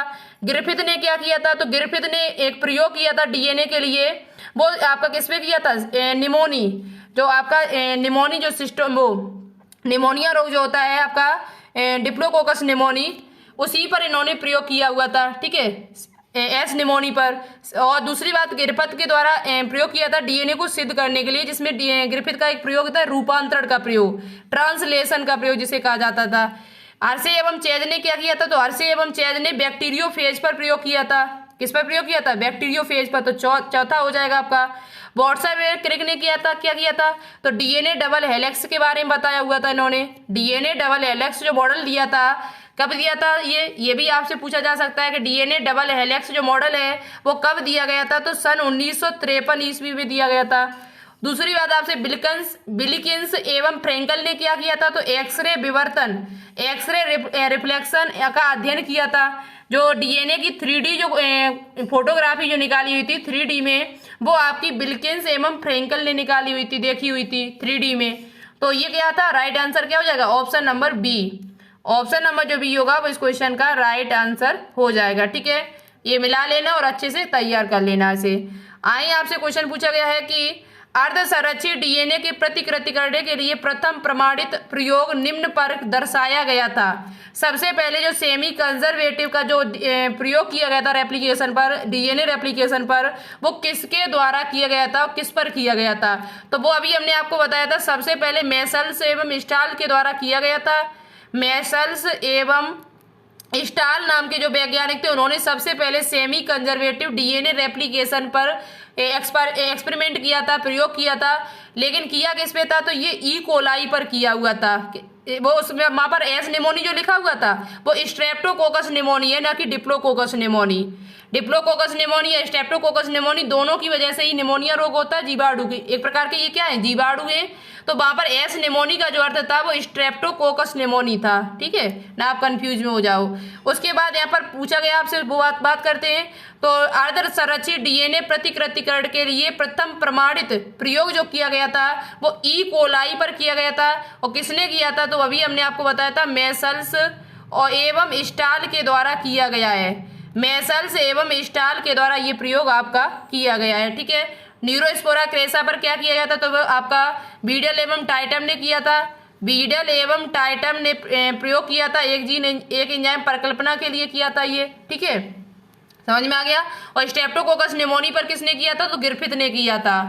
ग्रिफिथ ने जो प्रयोग, ये देखो ये होता है डीएनए जो आपका कंजर्वेटिव, डीएनए सेमी कंजर्वेटिव जो प्रयोग है वो आपका इस प्रकार से आपकी किताब में चित्र दिया हुआ है कि एक इन्होंने क्या किया था, अमोनियम क्लोराइड में इन्होंने क्या किया था, नाइट्रोजन का जो समस्थानिक है वो 15 वाला लिया, भारी नाइट्रोजन लिया, और उसमें उन्होंने क्या किया, आप केंद्र बल की वजह से उन्होंने उसको बहुत तेज हिलाया, ई कोलाई में डाला, उसे बहुत तेज हिलाने के बाद 20 मिनट तक देखा। 20 मिनट बाद तो उसमें रेप्लिकेशन जब हुआ, उसमें हुआ तो कुछ डीएनए जो बने समस्थानिक वो 15 एन के बने थे, कुछ 14 एन वाले डीएनए बने थे, कुछ उसमें 14 एन बने थे, कुछ आपके 15 एन के बने थे प्रथम पीढ़ी में।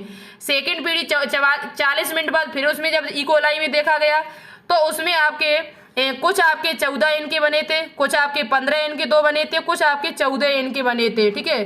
14 एन समस्थानिक के कुछ नाइट्रोजन वाले डीएनए बन के तैयार हुए थे। इन्होंने किसमें ये प्रयोग किया था, तो अमोनियम क्लोराइड में।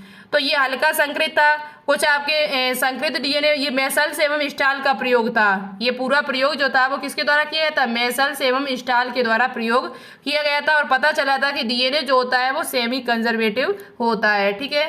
और ये ज़्यादा आपको जो हमने मेन इंपॉर्टेंट पॉइंट था वो बता दिया है। ये क्वेश्चन आपके सीपी नेट में भी इस प्रकार का क्वेश्चन पूछा जा चुका है शायद पिछली ईयर, कि डीएनए एवं आरएनए दोनों में पाए जाने वाले प्यूरिन कौन से हैं। प्यूरिन और प्रिमिडीन आपको पता होने चाहिए सबसे पहले तो।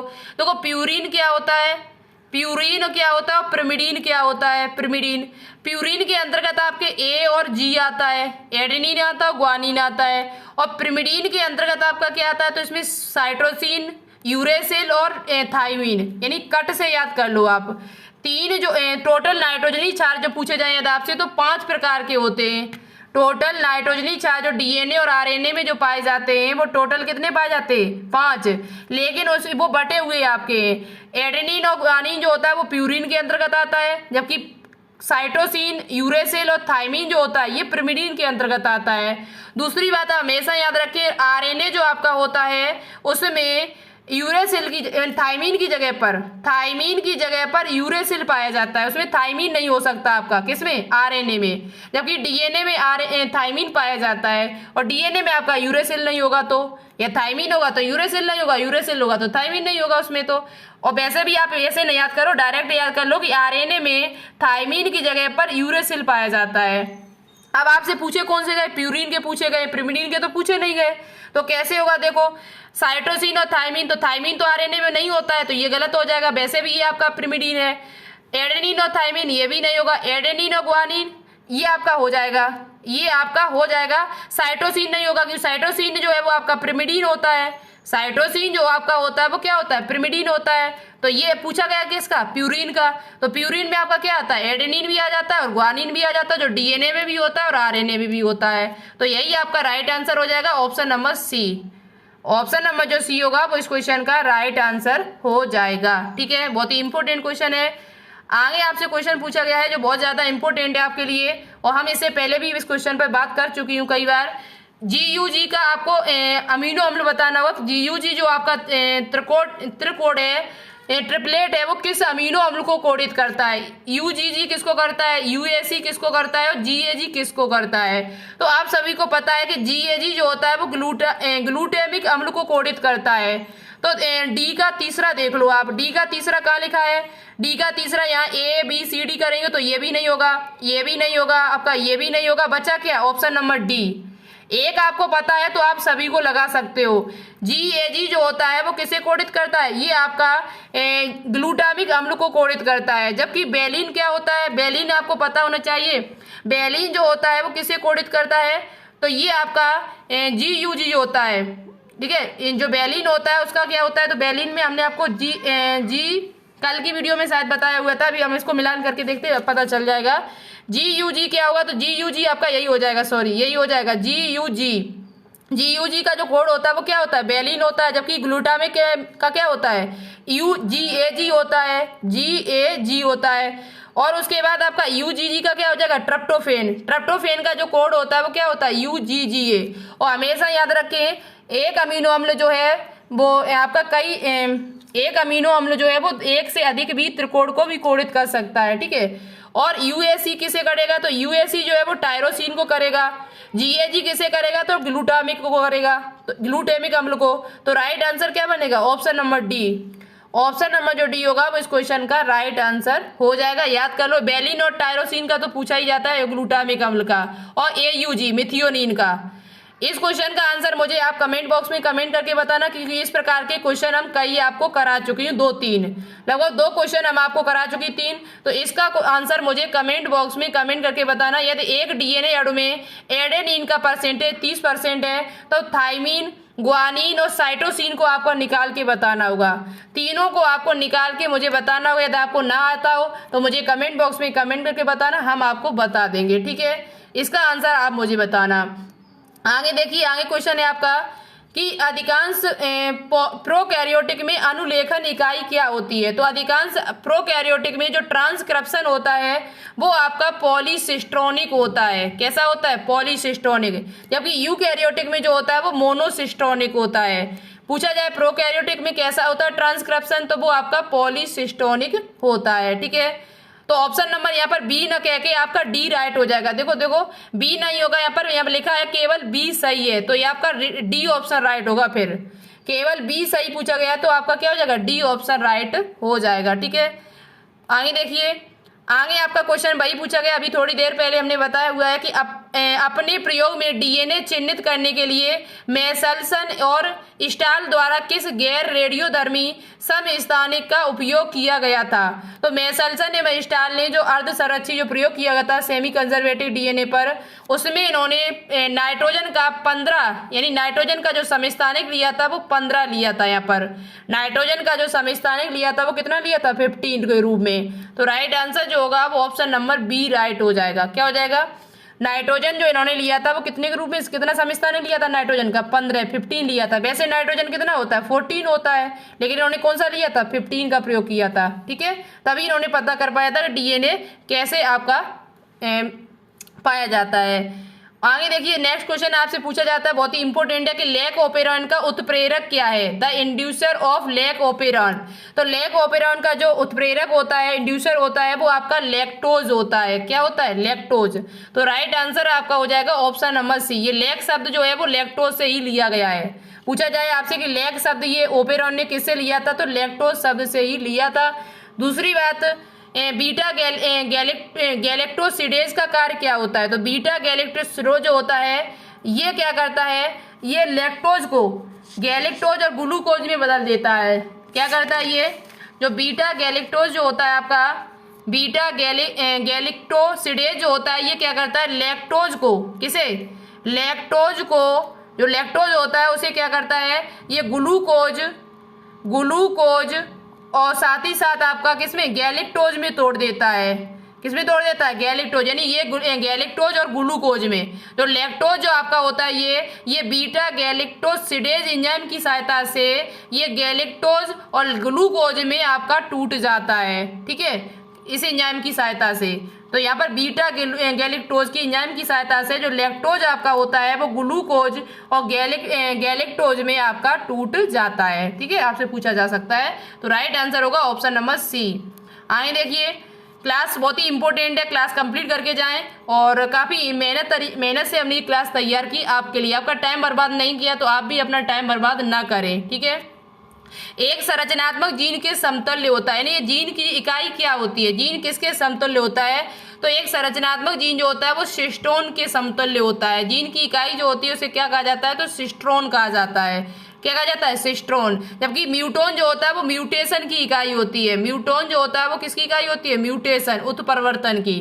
तो यहाँ राइट आंसर जो होगा वो क्या हो जाएगा, ऑप्शन नंबर बी राइट हो जाएगा। ठीक है, आगे देखिए, आगे क्वेश्चन है कि transformation was discovered by. Transformation जो रूपांतरण है, ट्रांसलेशन होना चाहिए वैसे यहाँ पर, ट्रांसलेशन रूपांतरण का प्रयोग किसके द्वारा खोजा गया था। रूपांतरण जो है वो किसके द्वारा खोजा गया था, तो ये ग्रिफिथ के द्वारा खोजा गया था। अभी बताया था थोड़ी देर पहले कि रूपांतरण जो है वो किसके द्वारा खोजा गया था, तो ग्रिफिथ के द्वारा।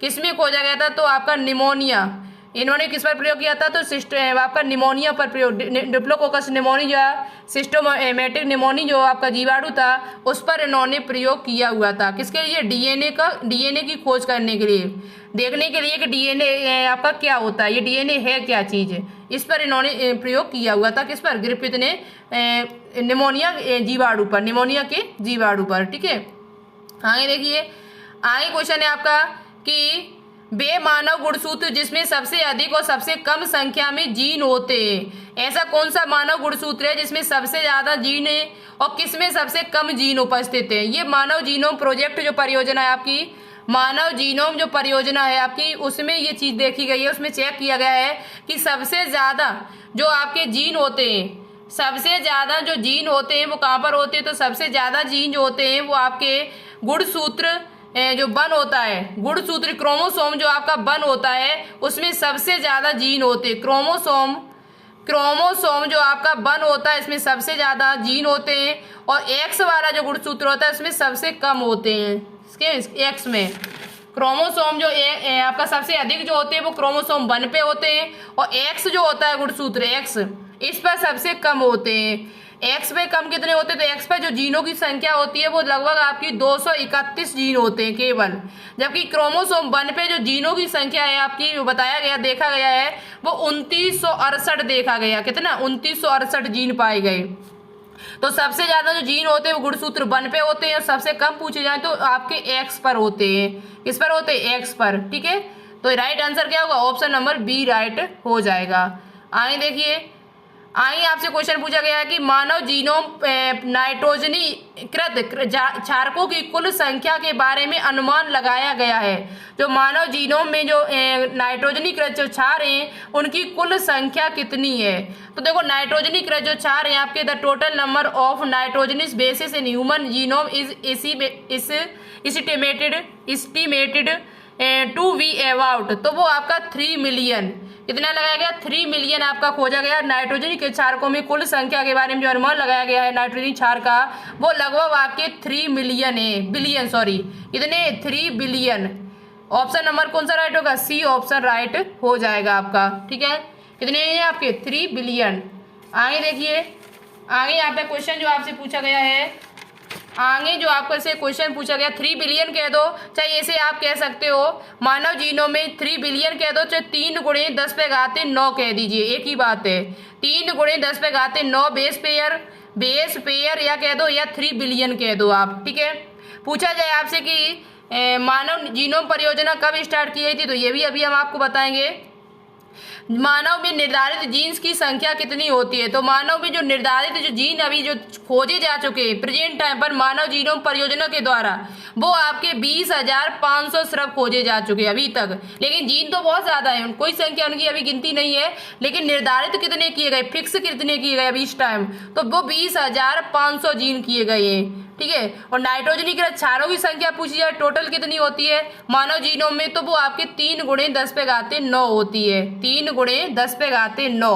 जीनोम क्या होता है? तो आपके युग्मक जो होते हैं, युग्मक में जो भी गुणसूत्र पाए जाएं, युग्मक में जो भी गुणसूत्र होते हैं, उनमें जो भी जीन होते हैं, जो भी नाइट्रोजनी क्षार होते हैं अगुणित कोशिका में, कैसी कोशिका में? युग्मक कैसा होता है? गैमीट जो होते हैं वो आपके कैसे होते हैं? अगुणित होते हैं, हैप्लॉइड होते हैं। हैप्लॉइड के अंदर जो भी नाइट्रोजनी बेस पाए जाए, जो भी नाइट्रोजनी बेस हो, जो भी जीन की संख्या हो, गुणसूत्र जो भी हो आपके अगुणित कोशिका में, उसे ही जीनोम कहा जाता है। उस सेट को ही क्या कहा जाता है? जीनोम कहा जाता है। तो अगुणित कोशिकाओं में हैप्लॉइड सेल्स में, हैप्लॉइड जो कोशिकाएं होती है उसमें जो जीन उपस्थित होते हैं, उस सेट को ही, आधे सेट को ही क्या कहा जाता है? आपका जीनोम कहा जाता है। ठीक है, जीनों के समूह को जीनोम कहते हैं वैसे, लेकिन आधे सेट में अगुणित कोशिकाओं में जो जीनों की संख्या है, नाइट्रोजनी क्षारें जो भी उपस्थित हैं, उसे ही क्या कहा जाता है? जीनोम कहा जाता है। तो 20,500 जो है वो अभी तक निर्धारित किए जा चुके हैं। अब बात करते हैं मानव जीनोम परियोजना से संबंधित कुछ पॉइंट जो आपसे पूछे जाते हैं। पूछा जाए कि मानव जीनोम परियोजना कब से लेकर कब तक चली थी, तो ये 1990 में स्टार्ट हुई थी और 2003 तक चली थी, लगभग 13 वर्षों तक चली थी। कितने वर्षों तक? 13 वर्षों तक। इस योजना को महापरियोजना भी कहा जाता है, बहुत बड़ी परियोजना थी ये, 13 साल तक जो चली थी। इसे महापरियोजना के नाम से भी जाना जाता है। इसमें जीनों के बारे में जो पता लगाया गया था 20,000 से लेके 25,000 जीन लगभग इन्होंने खोज लिए थे। कितने? मानव जीनोम परियोजना के द्वारा लगभग 20,000 से लेके 25,000 जीन के बारे में इन्होंने भी देख लिया था। इनका कहना जो इन्होंने ये रोग जो होते हैं आपके कैसे होते हैं, इन्होंने इस जानकारी को, कैंसर रोग कैसे होता है, तो भाई जिस जीन में रोग है उसी जीन को यदि निकाल दिया जाए तो आपका रोग बहुत जल्दी ठीक हो जाएगा। तो उसी पर इन्होंने कार्य किया हुआ था कि किस जीन में यदि ये रोग कहाँ पर है, किस जीन में है, उसी जीन को निकाल के और आपका सही कर दिया जाए तो आपका पूरा शरीर मतलब जो रोग है वो वहीं पर नष्ट हो जाएगा और आपका शरीर भी सही हो जाएगा। ठीक है, तो ये इन्होंने जो प्रयोग किया था, मतलब जो योजना निकाली थी वो किसने? मानव जीनोम परियोजना के अंतर्गत ये आपका चेक किया गया था। दूसरी बात इन्होंने प्रयोग किया था, इन्होंने नाइट्रोजनी क्षारों की संख्या भी बताई थी 3 बिलियन। जो 3 बिलियन जो होते हैं वो नाइट्रोजनी क्षार हमारे उसमें जीनोम में उपस्थित होते हैं। ठीक है, बिलियन, मिलियन नहीं, बिलियन। तो आज की क्लास को हम यहीं पर फिनिश करते हैं। हमने बहुत सारे क्वेश्चन किए। एक बार आप इसकी यदि आपको टाइम मिल जाए थोड़ा बहुत तो आप इसकी थ्योरी पढ़ लें तो और अच्छा रहेगा। इस चैप्टर से क्वेश्चन कोई भी बनेगा, हो सकता है कि आपका सही जाए। कोशिश हमारी यही रही, और भी कोई क्वेश्चन यदि बच्चा है तो हम आपको कराते रहेंगे आगे आपके लिए। क्लास कैसी लगी? बहुत मेहनत से क्लास तैयार की। इस क्लास को ज़्यादा से ज़्यादा शेयर जरूर कर देना, अपने दोस्तों के साथ लाइक कर देना। इस लाइक से ही मुझे बहुत ज़्यादा एनर्जी मिलती है। जितने ज़्यादा लाइक मिलेंगे और कल यदि आपकी लाइव क्लास का शेड्यूल सही से नहीं डला तो कल भी आपको इसी प्रकार से वीडियो अपलोड मिलेगी, क्योंकि हम आपका टाइम बर्बाद नहीं करेंगे। आपके पास टाइम ज़्यादा नहीं है, ऐसा नहीं है कि आपके एग्जाम में 4-5 महीने हैं, 1 महीने का टाइम है, तो उसमें जितना हो सके उतना पढ़ लीजिएगा, जिससे आपका आराम से सिलेक्शन हो जाए। तो ज़्यादा से ज़्यादा वीडियो को लाइक कर देना, इस टेलीग्राम चैनल को ज्वाइन कर लेना, वहीं पर हम आपको ये PDF भेज देंगे, जो PDF ही हमारे पास डली हुई है, ठीक है। जो भी क्वेश्चन होते हैं हम वहीं पर सेंड कर देती हूँ। तो चैनल को लाइक शेयर कर देना अपने दोस्तों के साथ, और मिलते हैं फिर कल शाम 5 बजे। यदि क्लास चलती है लाइव तो सही बात है, नहीं तो अब आपको अपलोड करके वीडियो को भेज देंगे आपके टेलीग्राम चैनल पर सबसे पहले, जिसका नाम क्या है, बायोलॉजी विद आरती। तो thank you so much class को देखने के लिए, लाइक करने के लिए। All the best. जय हिंद, जय भारत।